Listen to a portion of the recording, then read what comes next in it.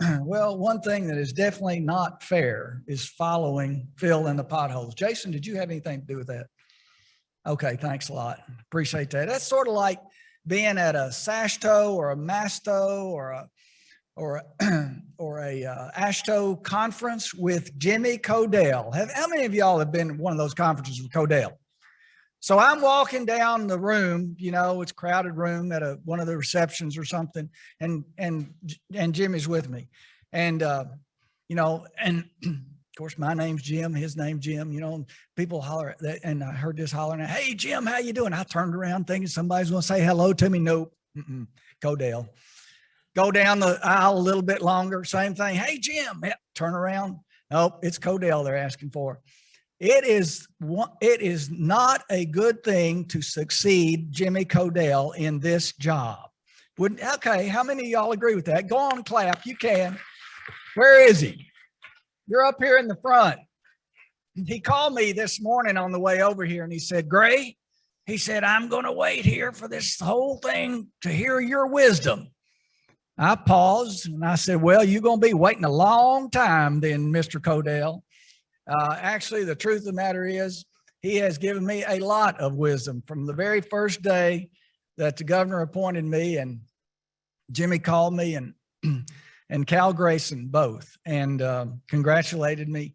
And then I had coffee with him one morning at a coffee shop for about an hour and a half. And I listened to every imaginable story in the transportation cabinet for the last 50 years. It was good though. It was a lot of wisdom. And I'm always trying to remember that I'm not going to tell it right, but you can tell everybody at some point in time what your father told you. Jimmy, look up here. I'm looking at, don't look over there. Look over here. What your father told you about Christ. I was going to say too, though, that, you know, most everybody is situated in the back of the room. Almost. When I came in, I was like, there's a big concentration. And Jimmy Codell, what church do you go to? No, you can't hear me, can you? I said, what church do you go to? Presbyterian. I knew it was not Baptist because everybody's in the back of the room and you're up front. All the Baptists are in the back of the room. Okay. What's that? You're not speaking up loudly enough. I've done enough here. I'm riffing a bit only because it really is a great honor and a great privilege to have this job. And I'll have to confess that when I first got the job, I didn't know what it would be like.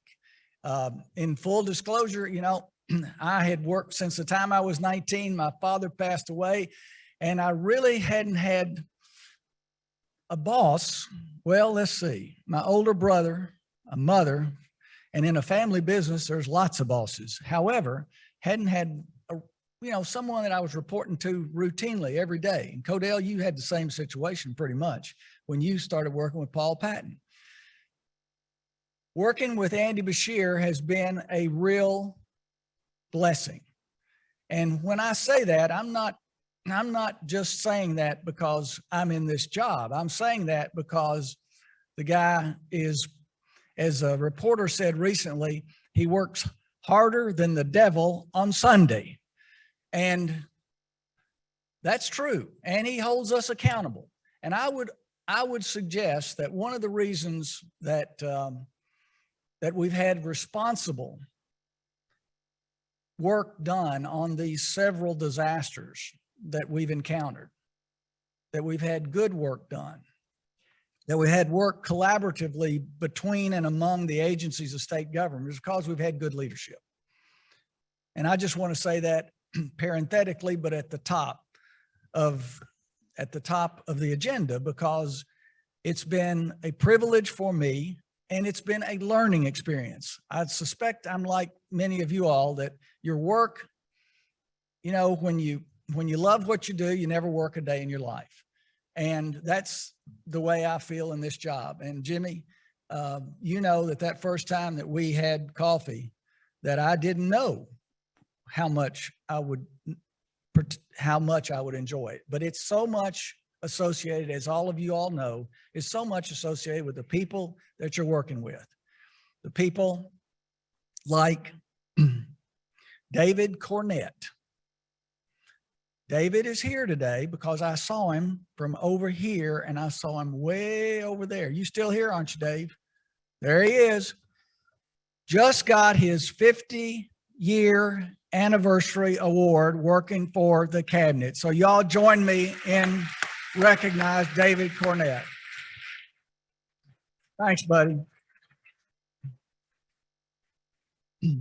And two, it's a real honor to serve in the cabinet with folks like James Ballinger, like Jason Sawala, and like John Moore and Tracy Novacek, who are our assistant state highway engineers and our state highway engineer. It's a real honor. And to follow James today and to follow Todd Jeter. I'll come back to that. It's also a real honor to serve with someone who has had so much experience in this role, and that's Mike Hancock. And Mike, along with Jamie Emmons in the Secretary's office, Brandy Beal, Amy Miller, Sarah Jackson, Kenny Bishop in the Secretary's office, make it a real pleasure for someone like me to be able to hold a position like this and to engage it. So I want to thank them, and I wish you all would just give me a chance to thank them together. Thanks.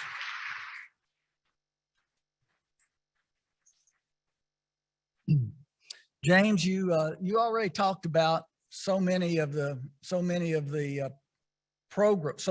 program that's been shared in the last couple of days.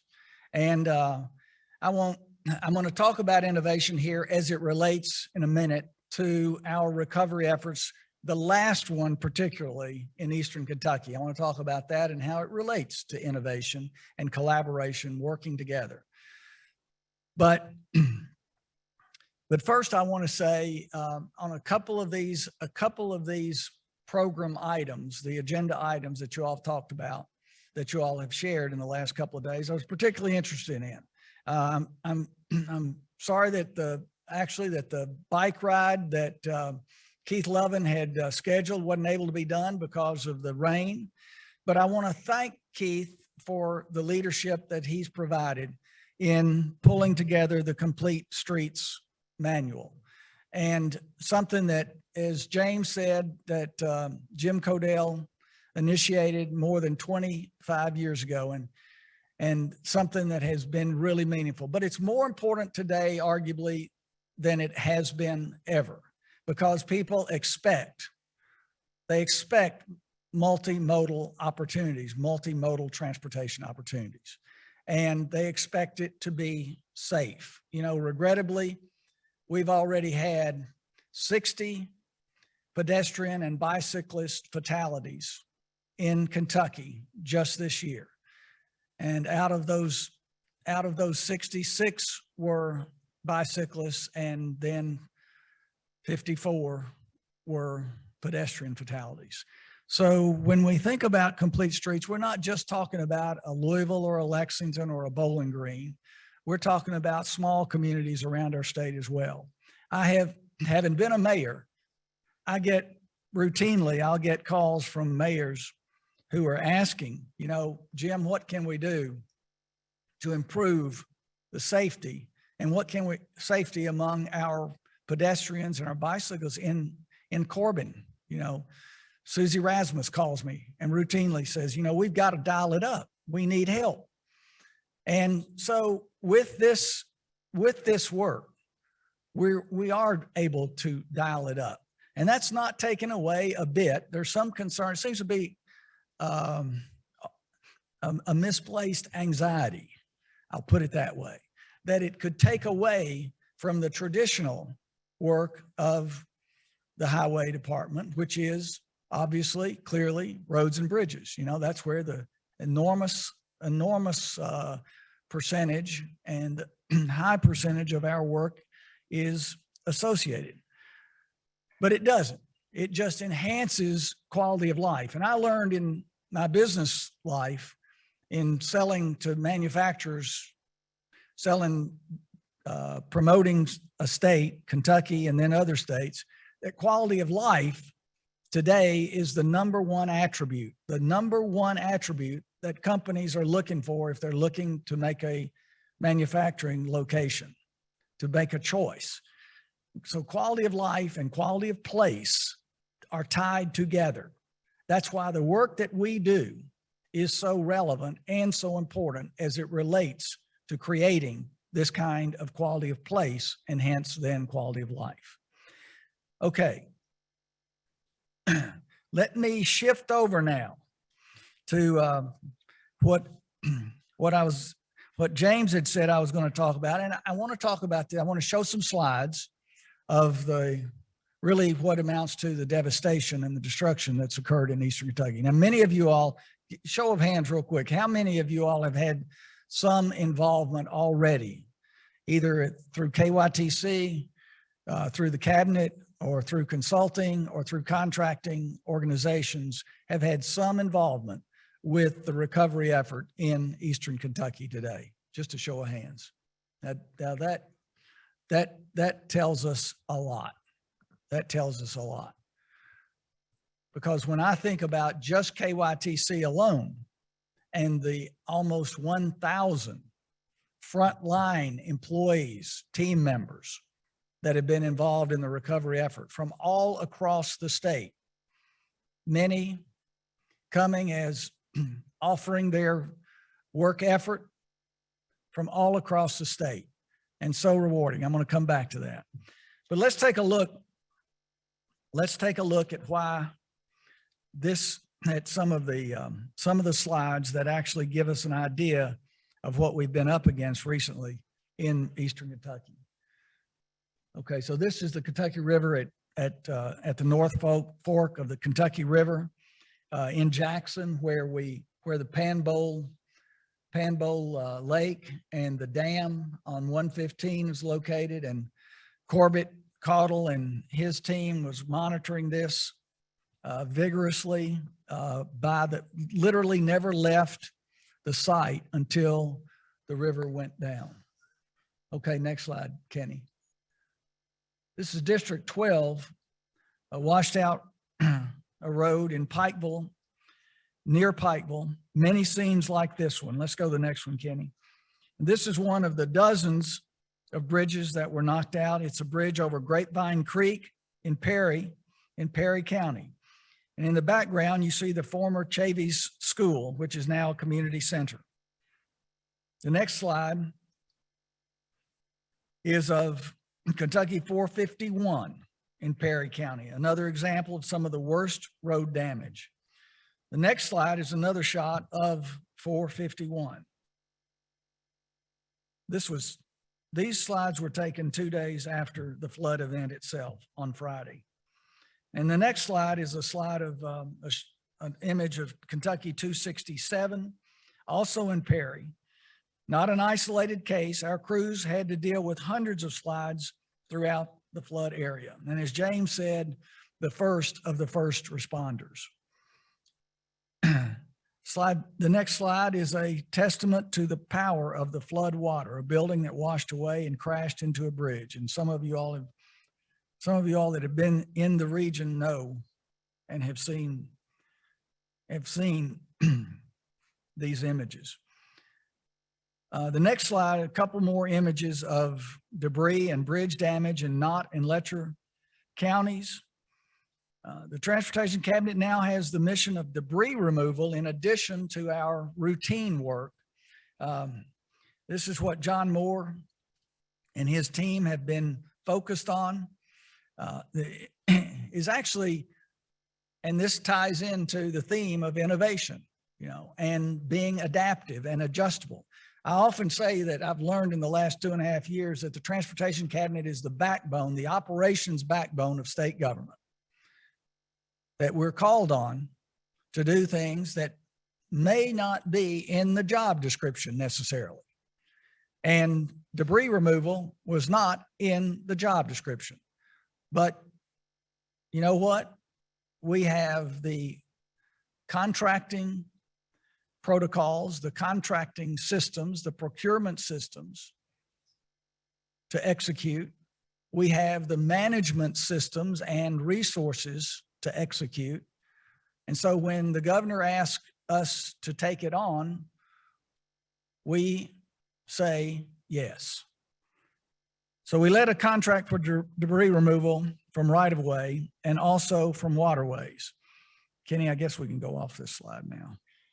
Oh, this is Whitesburg. Yep, another slide. Okay, let's stay with this one. Hold it, because that shows the debris removal equipment. The grapple arm on the truck there. There were 9 companies that bid on the contract. It was awarded to Ashbrit. Ashbrit was also involved in the tornado debris removal in Western Kentucky. 2 other companies, ER Assist and Thompson Consulting Services, are monitoring the cleanup to assure everything is done properly and documented properly so we can get the maximum reimbursement from FEMA. We've also begun construction to repair or replace more than 170 bridges that were damaged. Now, these are public bridges, state or county. These bridges are on county routes as well as state. The next slide, here's, no, that is not one of Ashbridge's trucks picking up. Let's go to the next one, Kenny. Yeah, hold it, back up one. Technologically deficient here, forgive me. Our transportation crews had their own challenges. Here's our Letcher County maintenance facility, half submerged, and we lost several vehicles that were parked there. The next slide shows what it looks like after the water receded. And I'll end up with a similar shot from inside our sign shop in Breathitt County. On top of that, communications were knocked out, no cell service, no internet. That's when Corbett Caudle, and many of y'all know Corbett, who's our chief in District 10. Corbett called me that morning, Thursday morning, and I said, Corbett, what's it like? Well, he couldn't even get to the office. And he said, well, Jim, he said, you know, Corbett's not he's a man of few words. So when he speaks, you listen to him. And he said, Jim, it's catastrophic. That was the message that morning. So the communications were knocked out, didn't have cell service. So we were dealing with a good bit of a challenge all across the board in terms of the cabinet and the highway department's response. So it's going to take a while to get back to normal, of course. It won't be from lack of effort by our KYTC employees and the contractors and the consultants that have been on this project. I am very proud of all of you who have been involved in this project. You know, it's actually regrettable to say that here at the Transportation Cabinet, Department of Highways, we have learned quite a bit about responding to disasters, especially weather disasters, with the tornado and with the floods. We've also had severe ice and snowstorms, multiple lesser flooding events, and long periods of extreme heat. So, you know, when disaster is piled on disaster, we learn something else too. You learn what everyone is made of. I often say that the human spirit triumphs during times of adversity. It does not fail. And I really can't find the words to adequately express how proud I am and the admiration that I have for the response of our cabinet. Many of our employees in the Pikeville and Jackson highway districts had their own homes flooded. At least 5 lost virtually everything they owned when their homes were washed almost completely away. And yet they were all right there on the job, pitching in, working to clear the roads. So we are all tremendously proud of our employees and their selfless nature. And let me add that it was all hands on deck. I'm gonna mention by name a few folks here, so y'all just hold with me for a minute as we come around the bend to the close. But every department and office of the Transportation Cabinet has been involved in this response. Every highway district, as I mentioned earlier, has been involved. More than 200 Department of Highway personnel from our other 9 highway districts deployed to Eastern Kentucky to help out in Pikeville, Jackson, and Manchester, on top of the 800 employees in the districts. They brought trucks and equipment, hauled travel trailers for emergency shelter, another expansion beyond our normal routine, the sheltering, the travel trailer project. In the first 13 days of the response, from July the 28th to August 9th, our personnel and vehicles logged almost 400,000 miles within the designated disaster area.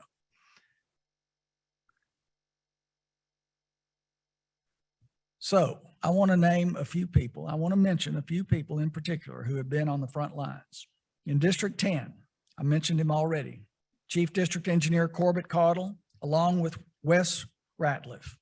In District 11, Chief District Engineer Chris Jones, along with Daniel Hoffman.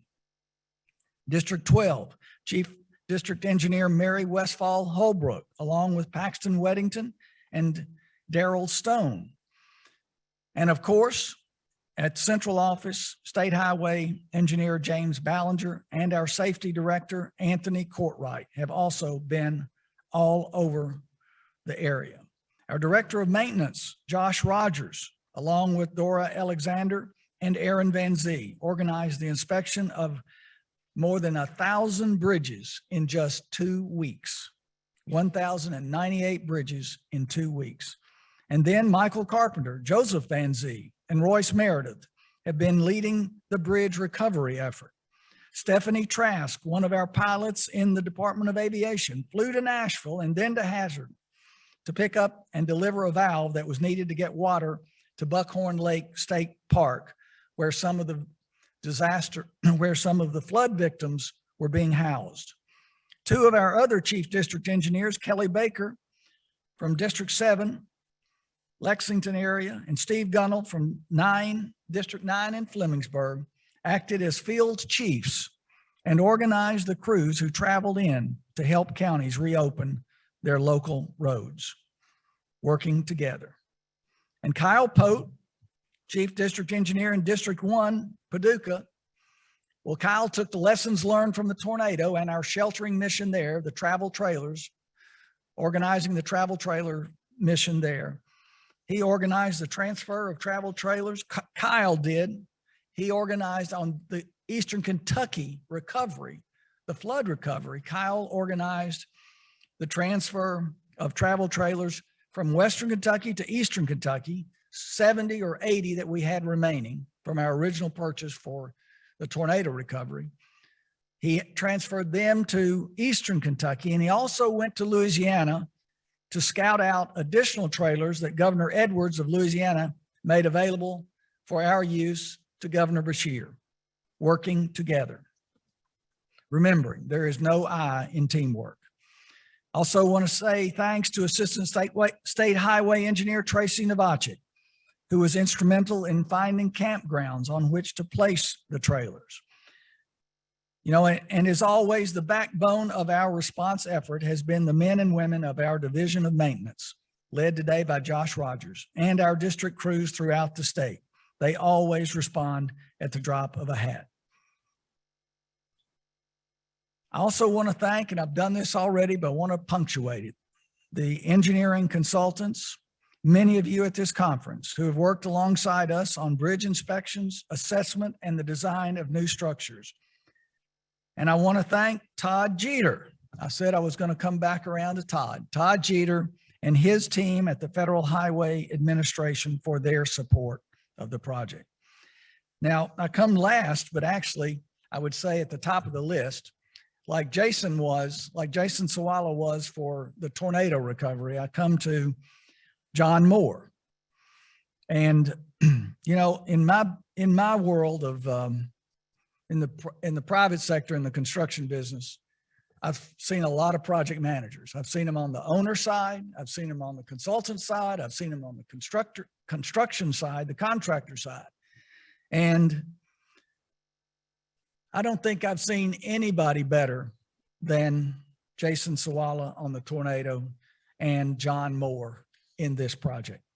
John has pulled it all together. I'm speaking about the East Kentucky. He's not here today, is he, Jason? He's on the job. Whether it's in the morning at 7 o'clock or literally getting an update at 2 o'clock in the morning from John on the progress of the day, where we were having meetings every day, virtual meetings every day. So I said I was coming around the bend to my closing, and it is relevant. This work that we've been doing on the recovery, the tornado recovery, the disaster recovery, is relevant because it brings us back to the theme of the conference, future innovations. Governor Beshear recently was asked by a reporter about rebuilding in the flood area, specifically rebuilding in a way that does not simply invite another flood a few years down the road and the devastation that represents. The governor said, and I'll quote him, "I absolutely think that when we build back, we must build in a way that's more resilient." And he added, "But people need to understand that's not something you can just say we're going to do and it happens." The governor noted that the challenges that come with such a project of rebuilding, especially when the geography and topography limit your options. In Eastern Kentucky, for example, the obvious challenge is a limited amount of flat land. And that leads to other questions, all of which are related, none of which are easy to answer. Where else are you going to rebuild if only your property is in a floodplain? What about the historical, the ancestral and emotional ties that people have with their land, their home places? How do people start all over again, perhaps starting from scratch in midlife? As the governor noted, there are many complexities and there are no easy answers, all of which is about the problem solving that each and every one of you are engaged in some form every single day.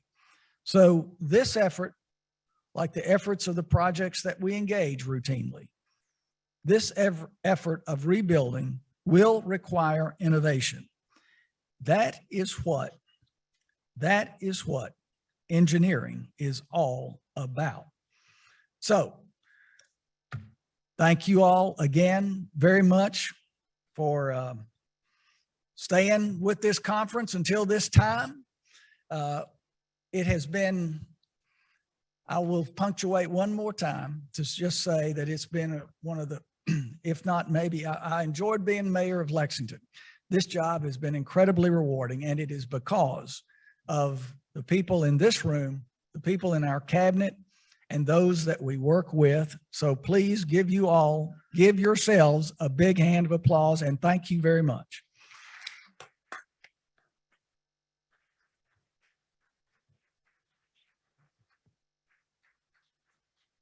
Who's up next? Mr. Chairman.